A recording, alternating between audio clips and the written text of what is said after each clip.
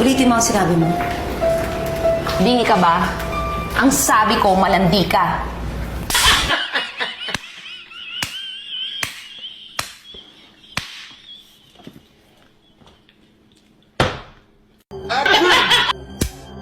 Nanghiram ka ng asawa? Pinahiram kita?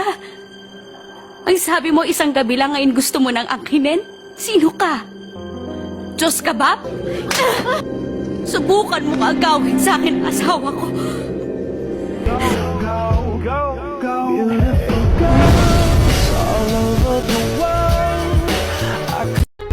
Isang tanong, isang sagot. Kabit ka ba ng asawa ko? Oh yes, my dear. Panghula ka pala. I'm your husband's mistress.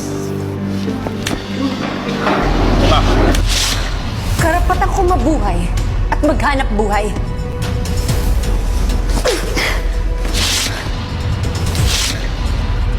Karapatan ko din bawiin kung ano ang akin!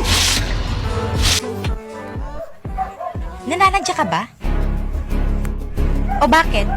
May kinukuha lang naman ako ah. Di mo ba nakikita? Nag-TikTok ako. Bakit ko? May kinukuha nga ako, di ba? Ba't di mo pa kasi kunin lahat ng kailangan mo? Para di ka balik ng balik? Sabi ko nga, anong pake mo?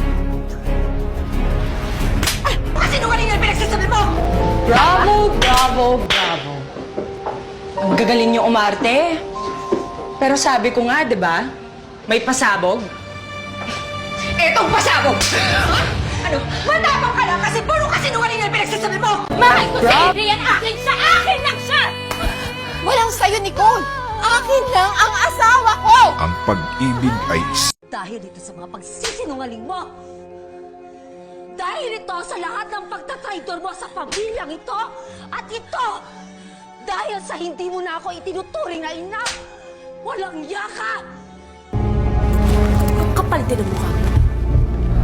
Who the hell do you think you are? Barging into this building unannounced? Hindi ko na kailangan imbitahan ng sarili ko para singiling ka sa mga inagaw mo sa akin.